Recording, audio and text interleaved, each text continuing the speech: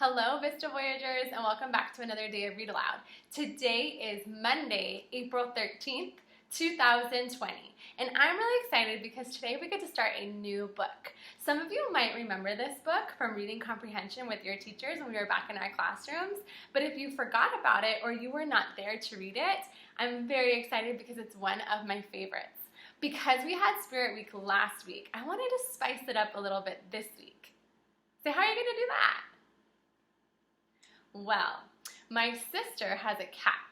I know that Stanford knows we all and every kindergarten class was able to read the book Corduroy earlier this year, and my sister's cat is actually named Corduroy. There's an orange cat in our story today, and my sister's cat is also an orange tabby cat. And I told her that I would love if Corduroy participated in our Spirit Week, so she was able to share some pictures with me.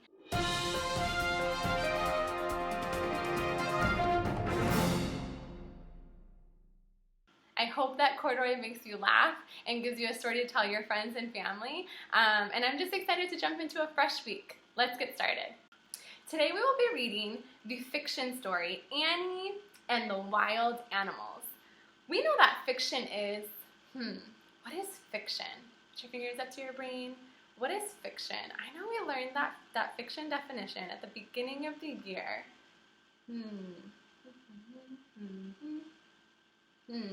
Fiction is, what is fiction? Who remembers what fiction is? Yeah, fiction is make-believe stories. So we read our story today. It is a fiction story, and we're going to still be listening for our story elements. What are some story elements we have learned already? I wonder if we can use our resource to try to remind our brains. What is one story element? Yeah, one story element is setting. S stands for setting. What's another character, or what's another, Miss Coil just give me the answer. What's another story element? Yeah, the characters. T for talking characters. Let's go over the rest. Oops, there's a, you got it. Oops, there's a problem. What does R stand for? R is a little bit tricky. R, resolve. An attempt to resolve. An attempt, good job, attempts to resolve, how they try to solve their problem. And then finally, Y. What does Y stand for? Yes, there's a solution. Nice job knowing all of your story elements. Give yourself a round of applause. Good work. So guys, since today is Monday and it's our first day of this week's Read Alouds, I'm going to be helping you a lot with our cheers and chants. But I want to give you a heads up. So what is it? Well, this week I'm going to start challenging you a lot more, where you're going to be doing the cheers and chants on your own. I might do some hand motions. I might do some humming. I might say it with you, or I might just say it and you do the cheers and chants with your hands, the arm motions. So then what I want you to do, you have a special job for me today and the rest of this week. Are you ready? So yeah, we're ready. Good job. And I know you're able to handle it, and I know your teachers are going to be so excited to see your hard work.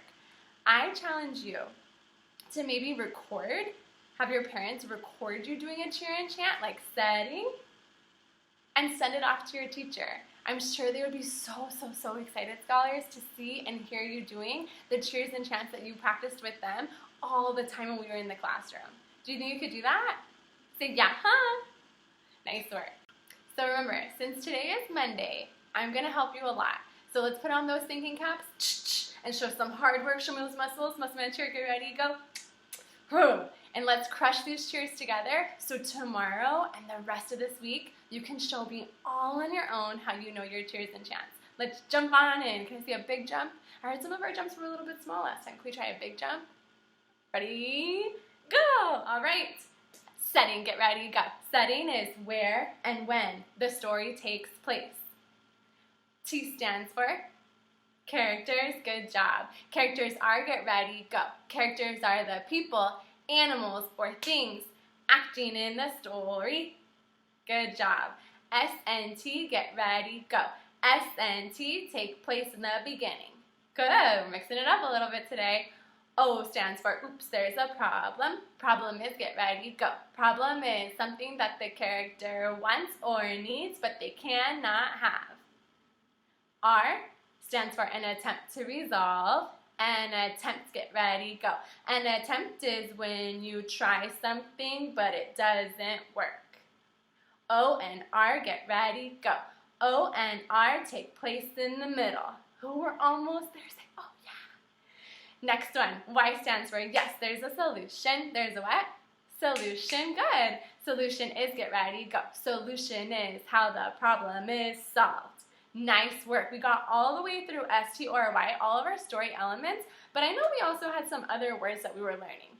What's another word we were working on that we have a special cheer to? I wonder if you're going to get it. I wonder if you're going to remember.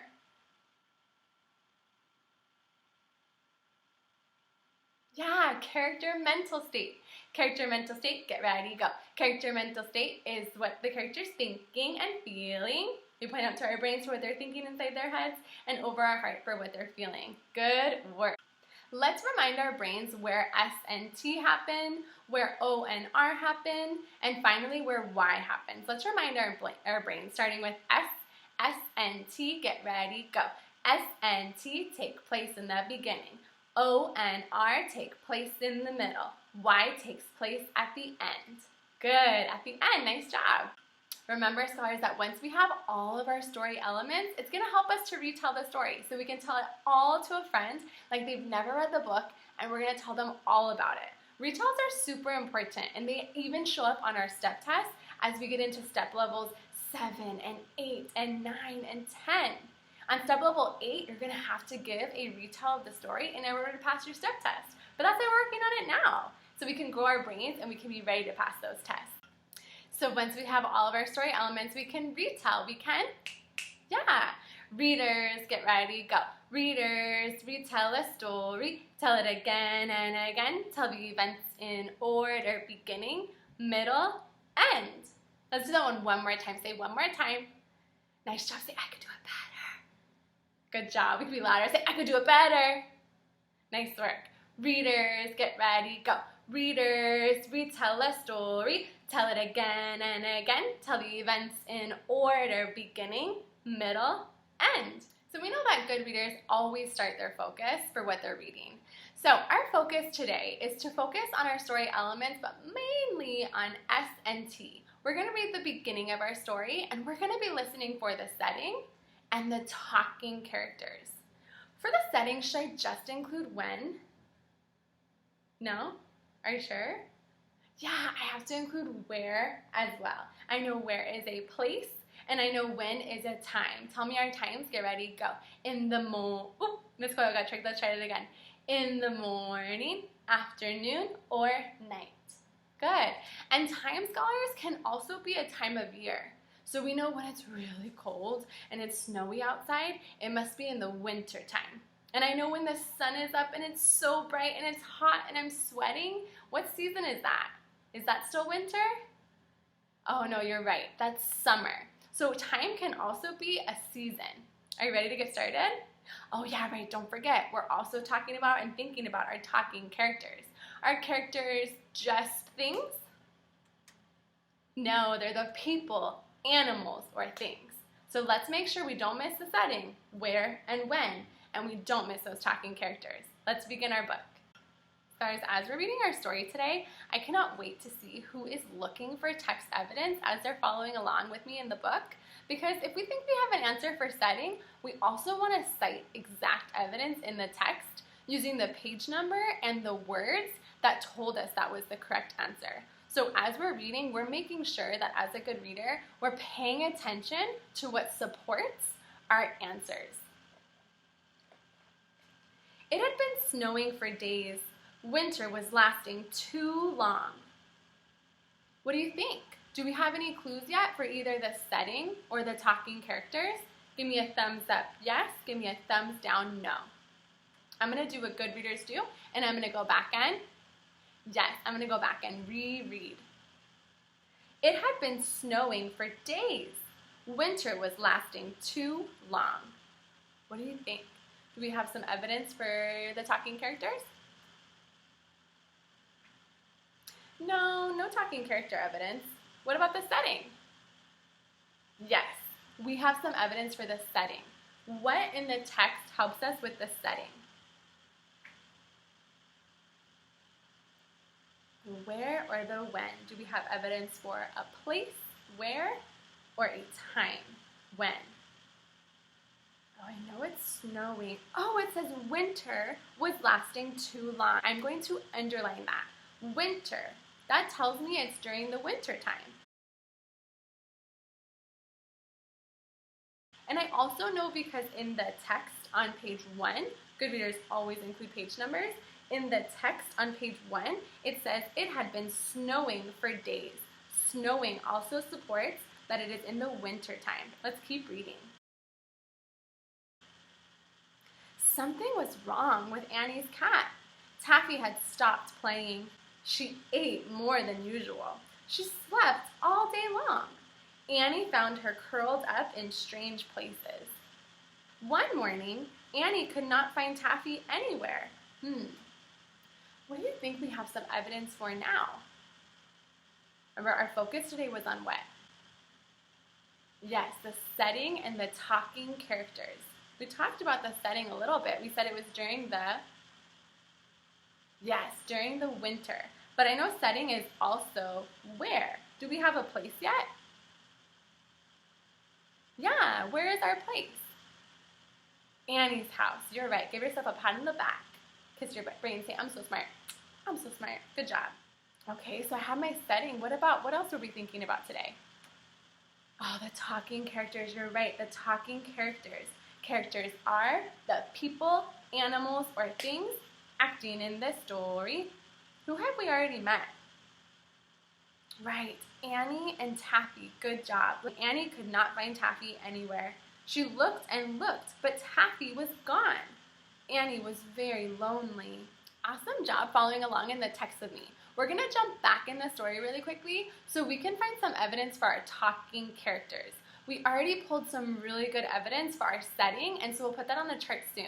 But let's look back and find some evidence. I know evidence is clues from the pictures and the text.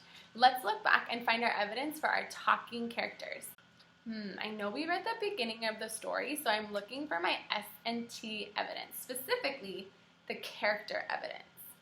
Page 1, does page 1 have any good evidence for talking characters? Nice job going back and rereading that. No, it does not have any evidence. Let's look on page 2. Oh, you're going back and rereading. Good job. Something was wrong with Annie's cat. Taffy had stopped playing. Oh, so Taffy is Annie's cat. That's Annie's cat's name. So I know in the text on page 2 it says Annie's cat, and I see Annie in the picture. So I'm going to make sure Annie's on our chart. And also, I know that it says Taffy had stopped playing, and we said that that's Annie's cat. So I'm going to make sure I use character names, and I put Taffy on the chart as well. So scholars, I went ahead and added our setting, Annie's house, and in the winter to our chart paper, and I filled in the 2 characters we've met so far, Annie and Taffy. You did a fabulous job finding our setting and our talking characters. We know that we also mentioned the character's mental state at the beginning of the story. Character mental state is what the character is thinking and feeling. I want to jump back into the story. Are you ready? Let's go. In the text on page 4, we are going to reread together. Look at the word one, and let's begin reading. One morning, Annie could not find Taffy anywhere. She looked and looked, but Taffy was gone. Annie was very lonely. We've talked a lot about character feelings in kindergarten, and I know that the text already tells us that she's very lonely, she's feeling really lonely, but I think that using our text evidence from page 4 and using our picture evidence on page 4, as the awesome kindergarten readers that we are, we can come up with another feeling that Annie might be feeling on this page at the beginning of this story. So I want you to come up with another feeling that you think Annie is feeling, and I want you to find evidence that supports that feeling in the text. So let's go over some examples together.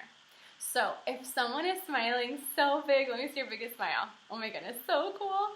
Such a big smile. If someone is smiling so big and they're holding their hands together like this and they're jumping up and down, and I say that they're feeling, oh, they must be feeling sad, What do you think of that? Is that good evidence?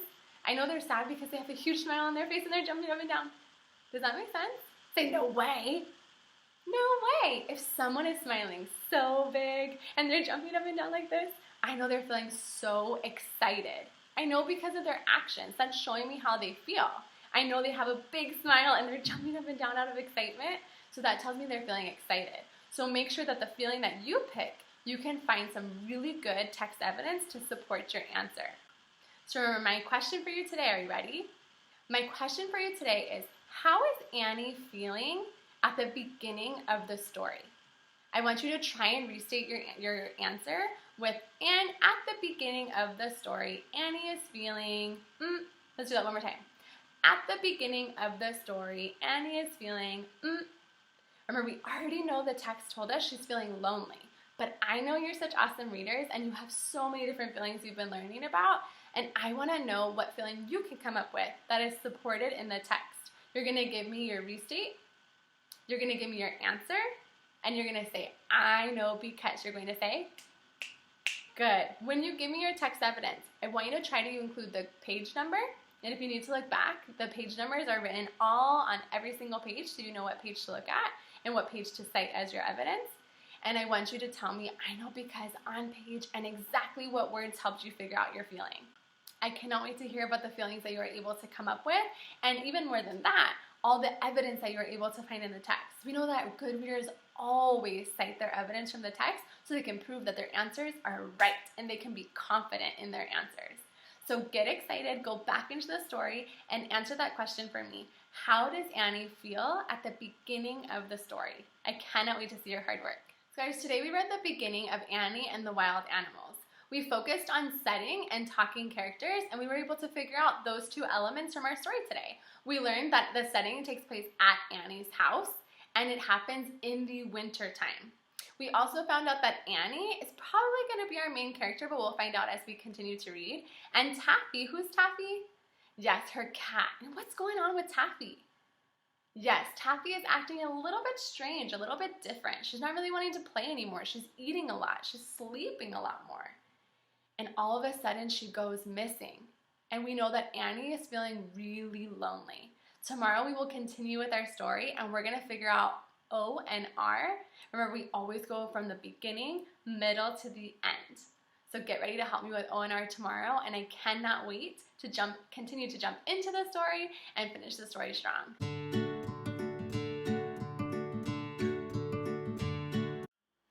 Setting is get ready, go. Setting is where and when the story takes place.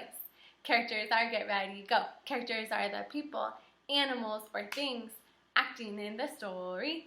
Problem is get ready, go. Problem is something that the character wants or needs, but they cannot have. An attempt, get ready, go. An attempt is when you try something, but it doesn't work. And why? We know it stands for solution. Solution is get ready, go. Solution is how the problem is solved. Awesome job today. I know it was pretty easy following along with setting and talking characters, but get ready because our book is about to get really interesting. Remember, your job for me today is to answer how, the question word is, yes, how is Annie feeling in the beginning of the story? We already used lonely. I want a different feeling and I want evidence to support your answer. Got it? Nice job. See you tomorrow. Bye, guys.